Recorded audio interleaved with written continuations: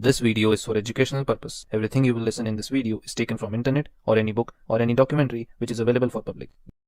प्यार अंधा होता है, अच्छा बुरा सही गलत नहीं देखता, बस अपनी ही जिद पर ठहरा होता है। कहा जाता है कि इश्क में इंसान की सोचने समझने की शक्ति भी कमज़ोर हो जाती है।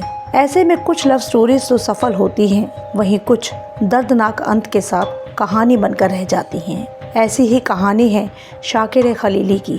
शाही परिवार से जुड़ी बेहद खूबसूरत शाकिरे एक लालची, फरेबी और धोखेबाज इंसान के लालच का शिकार बनी। उस सो कॉल्ड स्वामी ने अपने प्यार के नाटक में शाकिरे को ऐसा फंसाया जिसकी कीमत शाकिर खलीली को अपनी जान देकर चुकानी पड़ी।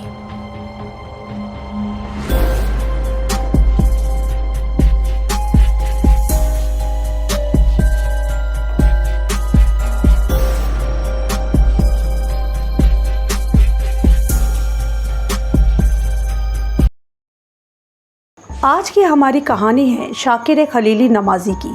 शाकिर का जन्म एक ख़ानदानी रईस मुस्लिम परिवार में हुआ था और वो मैसूर राजघराने के एक पूर्व दीवान सर मिर्ज़ा इस्माइल की पोती थी। 18 साल की उम्र में शाकिर का निकाह अपने फर्स्ट कज़न अकबर खलीली से हुआ था। Akbar Mirza Indian foreign services से जुड़े ऑफिसर थे। वो ऑस्ट्रेलिया समेत कई देशों में हाई कमिश्नर की पोस्ट पर रह चुके थे। फॉरेन सर्विसेज की वजह से अकबर खलीली का ज़्यादातर समय विदेश में ही बीतता था। शाकिर खलीली खुद एक रियल एस्टेट डेवलपर थी। वो बेहद खूबसूरत थी। शाकिर खुद काफ़ी प्रॉपर्टी की मालकिन थी और कहें तो वो एक अरबपति थी। इतनी धन दौलत की मालकिन शाकिर की 4 प्यारी बेटियां थीं, लेकिन बेटा न होने का मलाल उन्हें हमेशा रहा। उनकी बहुत इच्छा थी कि उनका एक बेटा हो, लेकिन पति के हर वक्त विदेश में रहने से वो काफ़ी परेशान रहती थी और कई बार इसी बात पर घर में झगड़ा भी हो जाता था। शाकिर खलीली एक सोशलाइट थी। 1983 में रामपुर के नवाब के बुलावे पर एक शाही फंक्शन अटेंड करने के लिए वो दिल्ली आई थी। यहाँ उनकी मुलाकात श्रद्धानंद नाम के एक व्यक्ति से हुई। श्रद्धानंद का असली नाम मुरली मनोहर मिश्र था। वो मध्य प्रदेश के सागर का रहने वाला था। श्रद्धानंद प्रॉपर्टी और टैक्स के मामले में काफ़ी एक्सपर्ट था, या आम भाषा में कहें तो काफ़ी चालाक और तिकड़मबाज था। उस वक्त ये यूपी में रामपुर के नवाब की प्रॉपर्टी की देखभाल करता था। इसके अलावा वो खुद को तंत्र मंत्र का जानकार भी बताता था।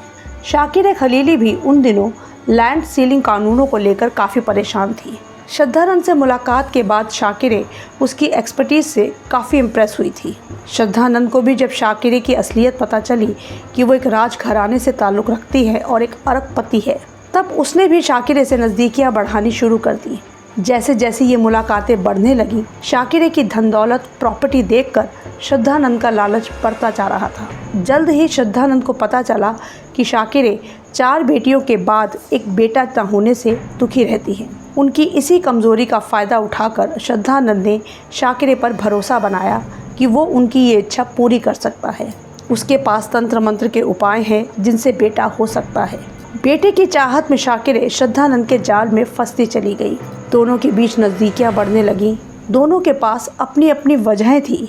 शाकिर को एक बेटा चाहिए था। उधर श्रद्धानंद की नज़र शाकिर खलीली की अरबों की दौलत पर थी। इसी दौलत को पाने के लिए वो प्यार का नाटक कर रहा था। मदद के बहाने ही उसे शाकिर खलीली की तमाम प्रॉपर्टी का पता चला था। वो लगभग 600 करोड़ की प्रॉपर्टी की मालकिन थी। अब श्रद्धानंद ने अलग अलग तरीक़ों से शाकिर को बहकाना शुरू किया, जिसका नतीजा ये हुआ कि 1983 में श्रद्धानंद से मुलाकात के बाद शाकिर खलीली ने 1985 में अपने पति से तलाक ले लिया और 1986 में उसने श्रद्धानंद से शादी कर ली।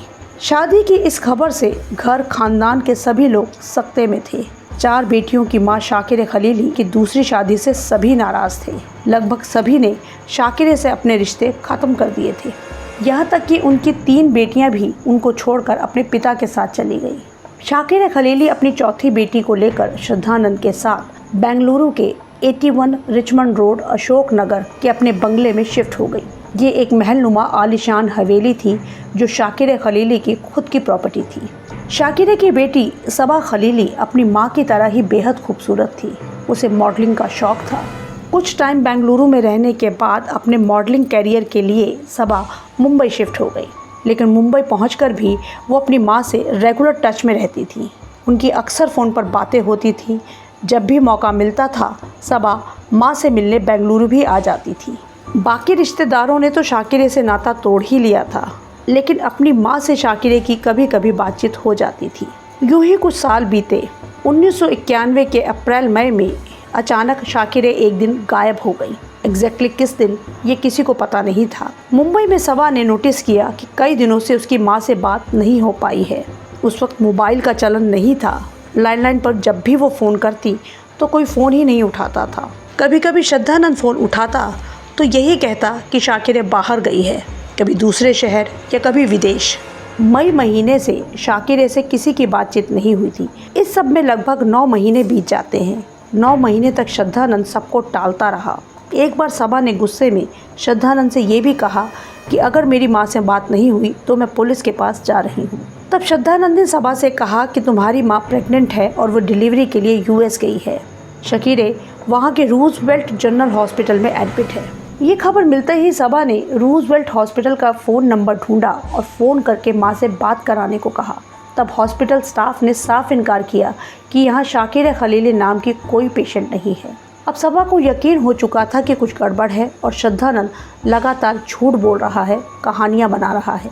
जून 1992 में सबा बेंगलोर पहुंचकर अशोकनगर पुलिस स्टेशन में शाकिरे खलीली की मिसिंग रिपोर्ट लिखवाती है और ये भी कि इस सब में श्रद्धानंद का ही हाथ है। ये एक रसूखदार शाही परिवार की महिला की गुमशुदगी का मामला था। पुलिस फौरन हरकत में आती है। श्रद्धानंद से पूछताछ होती है तो वो शाकिरे की लंबी छुट्टी पर जाने की बात कहता है और पुलिस को शाकिरे खलीली की कोई खबर कहीं से नहीं मिलती। बेंगलुरु की क्राइम ब्रांच भी इस केस में शामिल हो जाती है। समय बीत रहा था। 1991 तक तो श्रद्धानंद भी स्वामी श्रद्धानंद बन चुका था, एक धार्मिक बाबा जिसके बेंगलुरु में ही काफ़ी फॉलोअर्स थे। पॉलिटिशियंस, बिजनेसमैन और भी कई बड़े बड़े लोगों तक उसकी पहुंच थी। सभी उससे जुड़े थे, इसलिए पुलिस उससे ज़्यादा पूछताछ नहीं कर पा रही थी। वैसे भी कहीं कोई सबूत नहीं था, जबकि सबा खलीली बार बार उसे ही दोषी ठहरा रही थी। 1991 में गायब होने के बाद 3 साल बीत गए। शाकिरे खलीली की बेटियां और जानने वाले परेशान होते रहे और उधर श्रद्धानंद आराम से उस महलनुमा बंगले में अपना विलासी जीवन जी रहा था।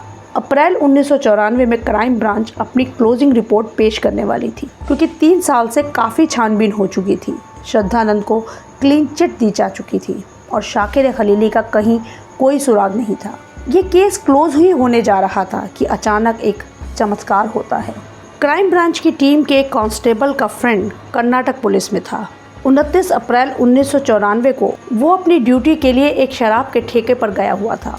वो सादे कपड़ों में था। वहाँ शराब के नशे में धुत एक आदमी पुलिस वालों को निकम्मा बताकर गालियाँ दे रहा था। इस कांस्टेबल ने उससे बातचीत शुरू की तो वो नशे में कहता है कि हमारे साहब ने मर्डर करके लाश घर में गाड़ दी और आज तक किसी को कुछ पता नहीं चला। पुलिस वाले के कान खड़े हो गए। अब उसने शराबी को और चढ़ाना शुरू किया कि ऐसे कैसे हो सकता है, तुम झूठ बोल रहे हो। तब वो शराबी तैश में आकर कहता है, क्या तुमने शाकिरे खलीली का नाम सुना है? वो हमारे साहब की बीवी थी। साहब ने उसे मारकर ताबूत में डालकर घर में ही दफना दिया और आज तक किसी को कुछ पता नहीं चला। वो ताबूत भी मैं ख़रीद कर लाया था साहब के साथ। शाकिरे खलीली का नाम पुलिस वाले के लिए नया नहीं था। पिछले 3 सालों से कर्नाटक के हर पुलिस स्टेशन में शाकिरे खलीली की मिसिंग रिपोर्ट पहुंची थी। क्राइम ब्रांच वाले भी उसे ढूंढ रहे थे।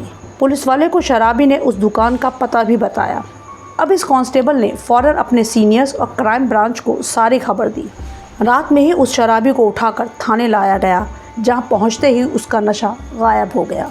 पूछताछ में पता चला कि वो स्वामी श्रद्धानंद का नौकर था। 1.5 साल पहले ही उसने वहां से काम छोड़ा था। पुलिस सुबह होते ही ताबूत वाली दुकान पर पहुंचती है। तब दुकानदार 3 साल पुराने रिकॉर्ड्स देखकर खरीदार का नाम बताता है और वो नाम था स्वामी श्रद्धानंद, जो अपने नौकर के साथ आया था। श्रद्धानंद ने दुकानदार से कहा था कि उसके पास एक आदमकद की एंटीक मूर्ति है, जिसे सेफली रखने के लिए उन्हें एक स्पेशल ताबूत चाहिए। अब पुलिस ने कड़ियाँ जोड़नी शुरू की। कुछ कहानी तो श्रद्धानंद का नौकर सुना ही चुका था। 30 अप्रैल 1994 को दोपहर होते होते क्राइम ब्रांच की टीम स्वामी श्रद्धानंद के घर पहुंची। शुरू में तो वो हर बात से इनकार करता रहा। जब नौकर से उसका सामना कराया गया तो वो घबरा गया। लेकिन तब भी वो अपने रसूख, अपनी पहुंच का डर दिखाकर पुलिस वालों को धमका रहा था। लेकिन क्राइम ब्रांच के पास उसके खिलाफ कई सबूत और गवाह थे, इसलिए बिना किसी दबाव के पुलिस वालों ने अब सख्ती दिखानी शुरू की। आखिरकार श्रद्धानंद ने मुंह खोला और सारी कहानी सुनाई। 1983 में श्रद्धानंद पहली बार शाकिर खलीली से मिला था। जल्द ही उसे शाकिर खलीली का बैकग्राउंड पता चला कि वो मैसूर के राजघराने के दीवान की पोती हैं। मुंबई बेंगलुरु में उनकी काफ़ी प्रॉपर्टी है। जान पहचान के बाद शाकिरे की दौलत, प्रॉपर्टी का अंदाज़ा उसे हो चला था कि वो एक अरबपति हैं। इसी दौलत को पाने के लिए श्रद्धानंद ने प्यार का नाटक किया और शाकिरे भी बेटे की चाहत में उसके जाल में फंसती चली गई। शादी के बाद 1-2 साल तक सब ठीक ठाक चला। धीरे धीरे शाकिरे को भी श्रद्धानंद के लालच का एहसास होने लगा। उनकी 3 बेटियां उनके साथ नहीं थीं, लेकिन फिर भी वो अपनी दौलत बराबर बराबर सभी बेटियों में बांट रही थी। श्रद्धानंद की सच्चाई सामने आने के बाद तो शाकिरे ने अपनी सारी प्रॉपर्टी बेटियों के नाम करने का मन बना लिया था। इसी बात पर दोनों में झगड़े होने लगे थे। श्रद्धानंद को सारी दौलत हाथ से जाती दिख रही थी। उसने एक खतरनाक फैसला किया कि इससे पहले शाकिरे अपनी सारी दौलत और प्रॉपर्टी बेटियों के नाम कर दे, उसे ही रास्ते से हटा दिया जाए। लेकिन उसे पता था कि अगर शाकिरे को मारा या मरवाया तो शक उस पर ही होगा, इसलिए क्यों ना शाकिरे को गायब ही कर दिया जाए और ये एक राज ही रहे कि वो कहाँ है। इसी प्लान के तहत उसने 28 अप्रैल 1991 का दिन चुना। सारे नौकरों को छुट्टी दे दी गई थी। श्रद्धानंद ने अपने हाथों से चाय बनाई जिसमें बेहोशी की दवा मिली थी। चाय पीते ही शाकिरे गहरी बेहोशी में चली गई। इससे एक दिन पहले श्रद्धानंद ने घर के बीचों बीच पानी का टैंक बनवाने के लिए एक बड़ा सा गड्ढा खुदवाया था। 28 अप्रैल की दोपहर ही वो ताबूत भी डिलीवर हुआ था और ये सब शाकिरे खलीली के सामने ही हुआ था। बेहोश होने के बाद श्रद्धानंद ने शाकिरे को एक गद्दे में लपेटा और ताबूत में डालकर ताला लगा दिया। फिर वो ताबूत को खींच कर लाया और गड्ढे में डालकर उसने मिट्टी से उस गड्ढे को भर दिया। शाकिरे को क्या पता था कि घर में बना वो गड्ढा उसके लिए ही खोदा गया था। फिर श्रद्धानंद ने राजू से कुछ नए मज़दूरों को बुलवाकर वो मिट्टी दबाकर फर्श बनवाने को कहा। फर्श बनाने के लिए स्पेशल इटालियन मार्बल का ऑर्डर पहले ही दिया जा चुका था। मज़दूरों ने मिट्टी लेवल करके मार्बल लगाकर फ़र्श तैयार कर दिया। बेहद खूबसूरत संगमरमर का फ़र्श। उन्हें एहसास भी नहीं था कि इस मिट्टी के नीचे कोई दफन है। एक दिन बाद जब फ़र्श का काम ख़त्म हो गया तो उसने वहाँ कोने में एक बार का निर्माण भी करवाया। तब 2 दिन बाद ही श्रद्धानंद ने घर में पार्टी रखी जिसमें शराब, शबाब और नाच गाने का पूरा इंतज़ाम था। इसी संगमरमर के फ़र्श पर पार्टी होती रही। पूरी रात नाच गाना चलता रहा। फर्श के नीचे शाकिरे खलीली ताबूत में ज़िंदा दफन थी। अगले 3 सालों तक ये सिलसिला चलता रहा। ऐसे ही पार्टी होती रही, नाच गाना होता रहा जिसमें श्रद्धानंद भी थिरकता था। शाकिरे को दफन करने से पहले 1987 में ही उसने प्रॉपर्टी पर पावर ऑफ अटर्नी हासिल कर ली थी। वो उसी घर में अपनी अय्याशी की ज़िंदगी आराम से बिता रहा था जब तक ये मामला खुल नहीं गया। उसके ही नौकर की गलती की वजह से वो पकड़ा गया और शाकिरे खलीली की मौत की सच्चाई दुनिया के सामने आई। पुलिस श्रद्धानंद को लेकर रिचमंड रोड के बंगले पे गई जहां उसकी निशानदेही पर फर्श की खुदाई की गई। वहां से ताबूत में से शाकिरे खलीली का कंकाल मिला। इस पूरे प्रोसेस की वीडियोग्राफी की गई। ऐसा भारत में पहली बार हुआ था कि किसी क्राइम सीन की वीडियोग्राफी की गई है। उस कंकाल पर मिले गहनों को सबा ने भी पहचाना कि ये उसकी माँ के ही गहने हैं, लेकिन फिर भी कंकाल की शिनाख्त करना ज़रूरी था। तब हिंदुस्तान में पहली बार DNA कराया गया जिससे ये साबित हुआ कि ये कंकाल शाकिरे खलीली का ही है। जब फॉरेंसिक टीम ताबूत और कंकाल की जांच कर रही थी तो उन्होंने पाया कि ताबूत में अंदर की तरफ दाएं बाएं ऊपर नाखूनों से खुरचने के सैकड़ों निशान थे, जिससे ये कहानी सामने आई कि बेहोशी टूटने के बाद शाकिरे ने उस ताबूत से निकलने की नाकाम कोशिश की थी। उसने नाखूनों से ताबूत की लकड़ी को खुरचकर खोलने की कोशिश की थी और बाद में दम घुटने से उसकी मौत हुई थी। कैसी रही होगी वो दर्दनाक मौत। ज़मीन के नीचे बंद ताबूत में तड़प तड़प कर मरना सोचकर ही रोंगटे खड़े हो जाते हैं। जल्द ही ये खबर मीडिया में आई और देश में सुर्खियां बनी। लोग हैरान थे कि कोई इंसान इतना निर्दयी कैसे हो सकता है। अपनी ही बीवी को जिंदा दफन करके वहीं उसी फर्श पर पार्टी करता रहा और महफिल सजाता रहा। दौलत के लालच में वो जानवर बन चुका था, पर शायद जानवर भी इतने इनसेंसिटिव नहीं होते हैं। 30 अप्रैल 1994 को श्रद्धानंद अरेस्ट हुआ था। 11 साल ये मुकदमा चला। 150 लोगों की गवाही हुई। 21 मई 2005 को बेंगलुरु सेशन कोर्ट ने श्रद्धानंद को शाकिर खलीली की हत्या के जुर्म में मौत की सज़ा सुनाई। अदालत का यही कहना था कि ये रेयरेस्ट ऑफ रेयर केस है। सिर्फ दौलत पाने के लिए पत्नी को जिंदा दफन करना, उस पर फर्श बनवाना, वो भी स्पेशल महंगे मार्बल से, फिर वहीं रोज़ पार्टी करना, ऐसा इंसान जानवर से भी बदतर है और ये जीने के काबिल नहीं है। इसीलिए फांसी की सज़ा दी गई। फिर ये मामला हाई कोर्ट पहुंचा। वहाँ भी श्रद्धानंद की फांसी की सज़ा को कायम रखा गया। 2007 में ये मामला सुप्रीम कोर्ट पहुंचा। 2008 में सुप्रीम कोर्ट ने उसकी फांसी की सज़ा को उम्र कैद में बदल दिया, लेकिन एक क्लॉज फैसले में जोड़ा गया कि श्रद्धानंद को कभी भी ज़मानत, पैरोल या किसी तरह की छूट नहीं दी जाएगी। कुछ साल बेंगलुरु की जेल में रहने के बाद उसकी अपील पर श्रद्धानंद को 2011 में मध्य प्रदेश के सागर की सेंट्रल जेल में शिफ्ट कर दिया गया। तब से वो सागर सेंट्रल जेल में ही है। वहीं इसके बाद से श्रद्धानंद संपत्ति के लिए कानूनी लड़ाई भी लड़ रहा है। इस वक्त श्रद्धानंद की उम्र 80 साल के आसपास है और वो कई बीमारियों से पीड़ित भी है। पिछले साल 2022 में पूर्व प्रधानमंत्री राजीव गांधी हत्याकांड के आरोपियों की रिहाई के बाद श्रद्धानंद ने भी अपनी रिहाई की याचिका सुप्रीम कोर्ट में दायर की है, जिसे सुनवाई के लिए स्वीकार कर लिया गया है। अब जल्दी ही सुनवाई शुरू हो सकती है।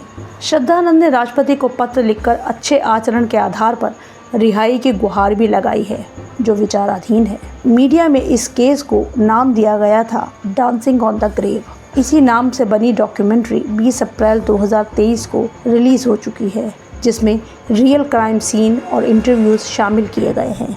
ये डॉक्यूमेंट्री आप प्राइम वीडियोस पर देख सकते हैं। अगर आपको हमारा काम पसंद आ रहा है तो वीडियो को लाइक और चैनल को सब्सक्राइब ज़रूर कर लें। मिलते हैं नेक्स्ट वीडियो में।